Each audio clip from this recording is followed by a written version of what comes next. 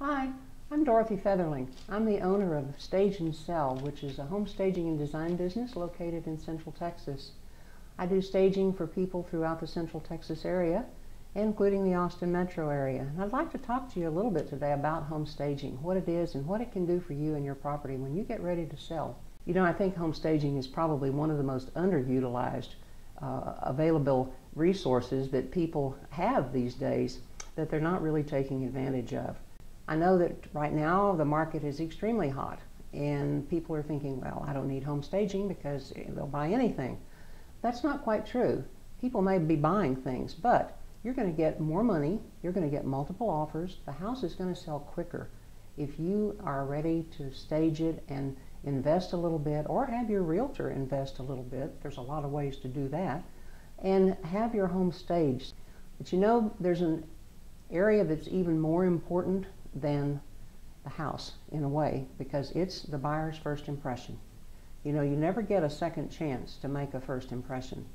So what I'd like to talk to you a little bit about today, and maybe give you some tips on how you can help stage your home, would be about curb appeal. You know, when a person drives up to your house, you have about 6 to 10 seconds for them to decide whether they even want to go inside or look or not. And if that curb appeal factor doesn't have what we call a wow factor, then you're going to lose a customer possibly without them ever seeing your property. So that wow factor has to be present both at the curb and then inside the house in every room. You need to do that by doing several things outside. First thing I'd suggest you do is walk across the street, stand in front of your neighbor's house and look at your house. You'll be amazed at how different it looks. If you are able to see the outlines of your trees, are they really ragged? Do they need a few bushes that are trimmed? You know, your bushes should never block out the light. Light's incredibly important in showing a house. And so your hedges or bushes should always be at least window level or below, bottom window level or below. You want things to look neat. So that means keep the grass mowed at least once a week during the growing season. It means trim off all the dead branches and all the dead leaves off of plants and shrubs that you have. Make sure you pick up any loose branches that have fallen into the yard. The other thing you need to do is to take a look at things like flower beds. Everybody usually has some kind of a flower bed or area where there's plants. Number one, are they alive or are they dead? If they're dead, pull them up, get rid of them. That includes even anything you have in pots. If you've got pots with dead plants sitting in them, get rid of them.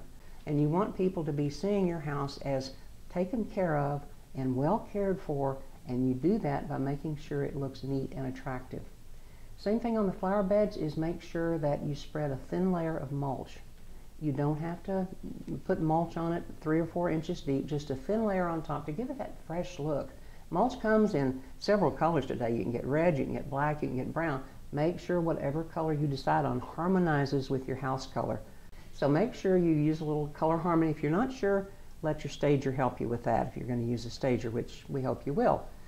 The other thing you might want to think about too is, what do I need to do to make sure that the house is at its very utmost appeal? So look at the front entrance. This is part of your curb appeal. When somebody walks up to the porch, do you have hanging baskets all over the place so they're fighting their way through a jungle? That's not good. If you need to have hanging baskets and you're going to be there to take care of them and make sure they're watered and stay green, leave 1 or 2, but get rid of the rest of them. So you want to make sure that the house looks well cared for. Look at your fixtures outside, your light fixture. Is it 100 years old and it's got the rust to prove it? Well, get rid of it, buy a new one. They're very inexpensive, and you can put that on yourself. Make sure your light fixture's clean. Dead bugs have their place, but it's not in your light fixture. So make sure that you go and get that thing clean. How about furniture? Do you have furniture on your front porch? Make sure they look nice. If they don't look nice, then get rid of them, or at least put them in storage or something so that they're not visible. How clean is your sidewalk? And not only the one leading up to the front door, but the one in front. You know, power washers are easily available. You can wash that concrete and you'd be amazed when it's about 5 shades lighter how much nicer it looks. It gives a great sparkle to the whole front of the house, especially because yours is going to stand out from the neighbors because they didn't do theirs.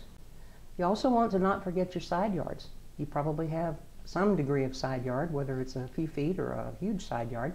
There's going to be trees, there's going to be bushes, there's going to be shrubs, there may even be a garden. If there's a garden, make sure again you don't have dead plants in it.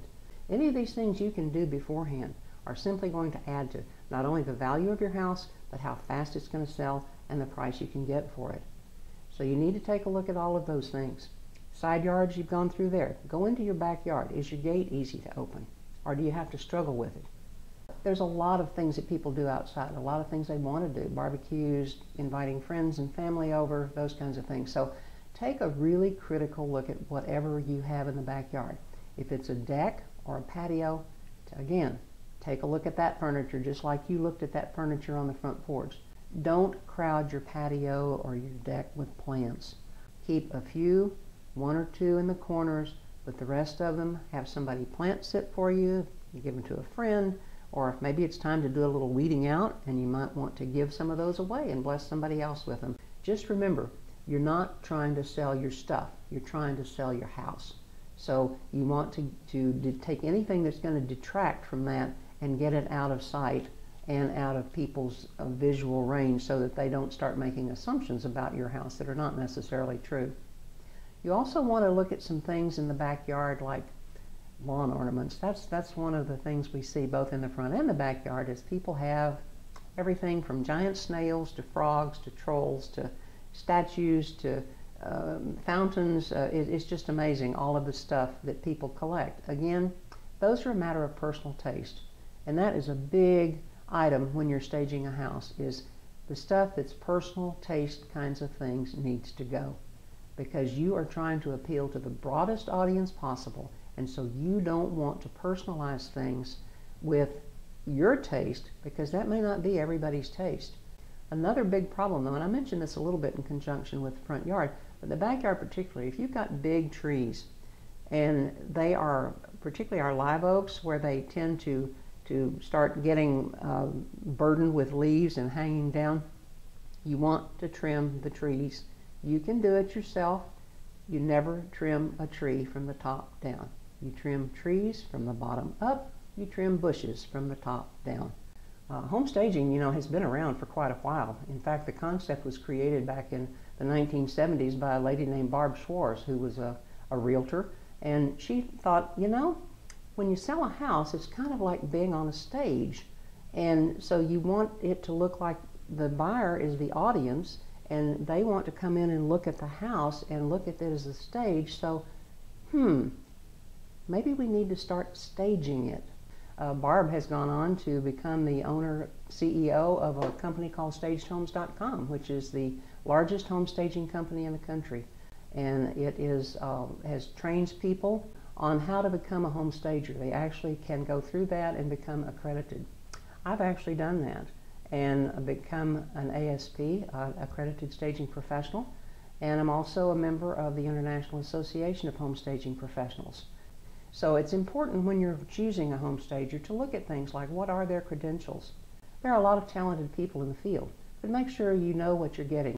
This is something I've been doing now, going on my 5th year, and I love it because it's so important to me to help people understand what home staging can do for them. If you want to, check out a website. So I have one. My company is called Stage and Sell, and my website's www.stageandselltexas.com. And I have some information on there that will help you, some before and after shots. And that's something you want to look at is what has your stager done in the past, so that you know what they're capable of doing and what kind of results they produce.